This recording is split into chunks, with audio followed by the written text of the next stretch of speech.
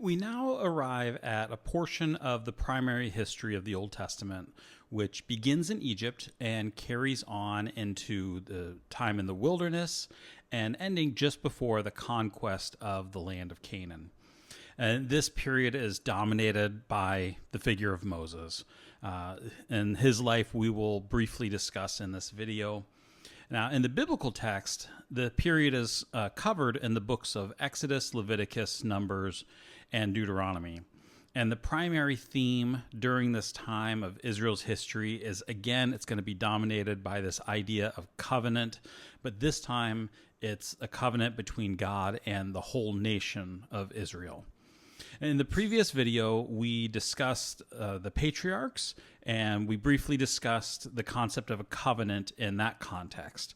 And we learned that the covenants in the ancient world were built upon this idea of a relationship between the two parties that were involved.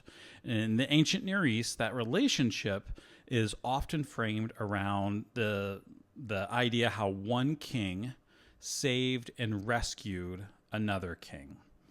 And the one who was rescued owes their life to the great king, the one who saved their life. The book of Exodus begins with the story of how Yahweh, the great king, rescued Israel.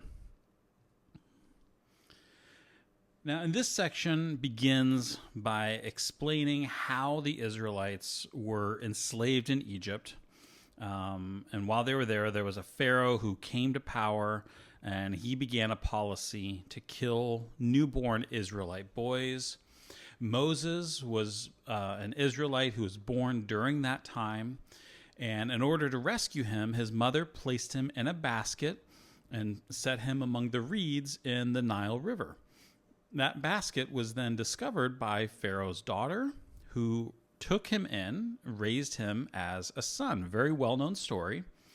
Now, when Moses, growing up in Pharaoh's household, when he grew older, he saw how his fellow Hebrews were being mistreated and as they were enslaved there in Egypt.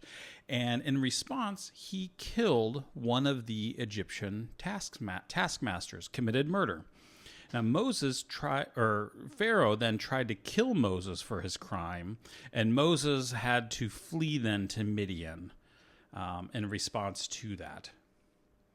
Now, in Midian, Moses takes a wife while he is there. He works as a shepherd. His wife was a daughter of Jethro, who was a priest in Midian. And he encounters God at Mount Sinai, or sometimes called Horeb.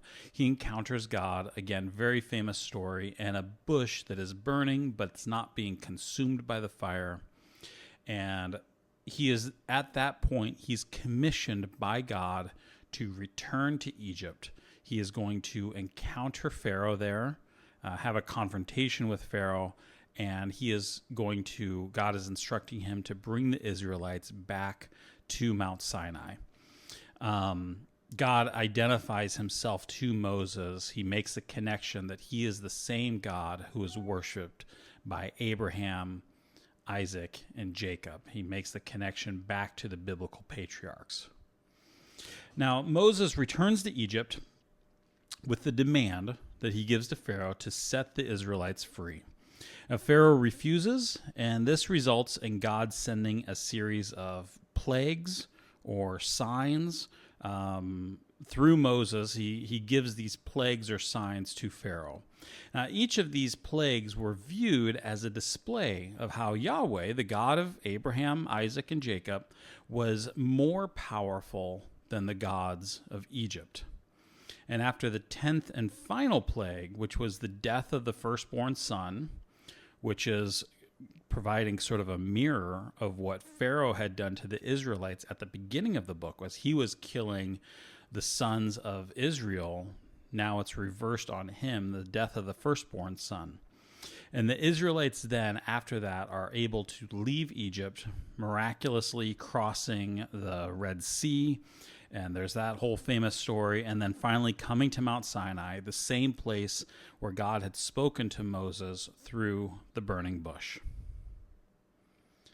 Now, while the nation is gathered at Sinai, God enters into a covenant with the whole nation. This is similar to how he entered into a covenant just with Abraham, but this time it's going to be much more thorough and much more in depth. It begins with the Ten Commandments, which function kind of like a summary of the whole covenant. It starts off with laws concerning how they are to treat God, and then it ends with laws of how they're supposed to treat other people. When you read through the Ten Commandments, those are the two main parts of it. Now, the heart of the law in all covenants, including the one at Sinai, but all covenants in the ancient world kind of operate this way, is that the heart of the law is loyalty or exclusive faithfulness. And the first commandment is telling on this. It says, "You shall have no other gods before me." This is the heart of what it would mean to be in a covenant relationship with God. It is exclusive faithfulness or loyalty to God.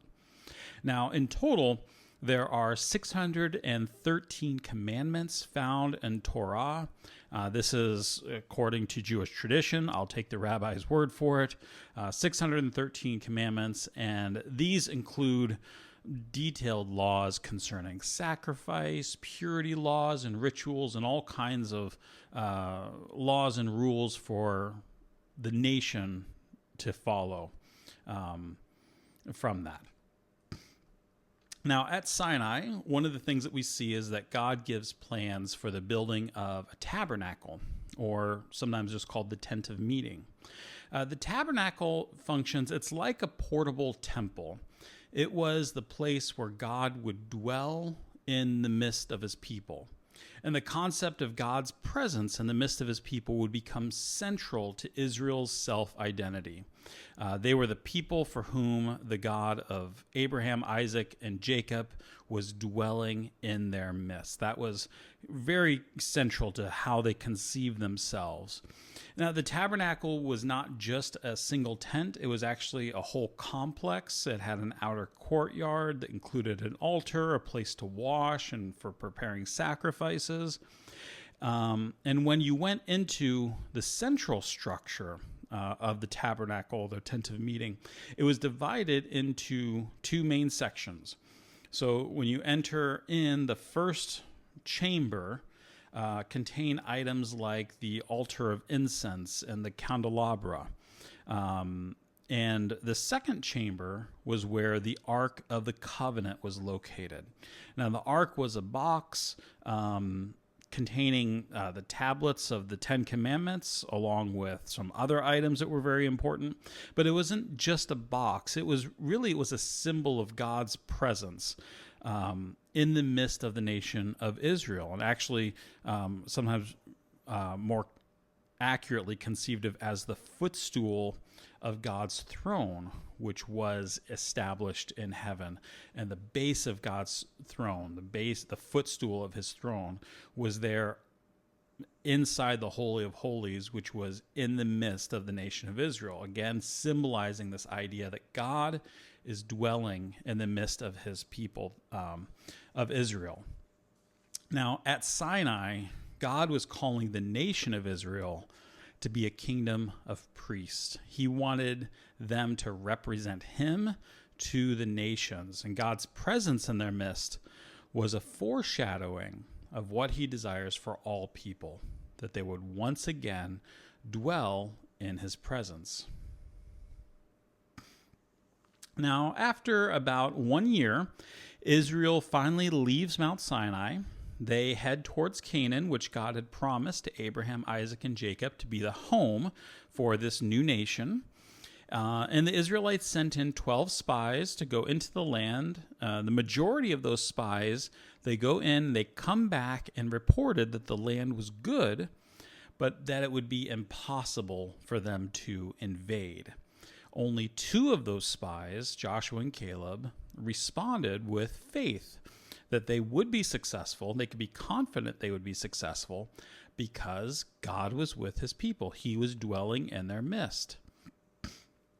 Now, the result of this, of the report from the majority, those 10 spies who said that it would be impossible. The people listened to, the rest of the nation listened to those 10 spies and did not have faith. And the result is that the Israelites would be forced to stay in the wilderness until that current generation is gone. And then it would be their children. God would be faithful to his promise. It would be their children then who would be the ones to enter in and take possession of the promised land. So for 39 years then, the children of Israel, the nation, would dwell in the wilderness. And a number of events would take place during this time, including an episode where Moses disobeys God, lashes out, and in a response to that, God tells Moses that even he will not enter the promised land. And then finally, at the end of this period, after 40 years of being in the wilderness, after they've left Egypt, the nation is finally ready to enter into the promised land. They gather on the east side of the Jordan River on the plains of Moab, and it was there that Moses represents the entire covenant to the new generation of Israelites. They were either children or not yet born when the nation was at Sinai 40 years ago when they first left Egypt. And that is essentially what the book of Deuteronomy is. The whole book is all about Moses leading this generation and renewing the covenant that God had made with their parents. So that's really, Deuteronomy is really just about that. It's just representing the covenant that had already been presented to the nation before. And the book then closes with the death of Moses and his burial, and the transfer of leadership from Moses, who had led the nation up until this point, and that leadership is going to be transferred to Joshua, who was one of those 12 spies who had entered into the land earlier. And that concludes this chapter of the history of Israel in the Old Testament.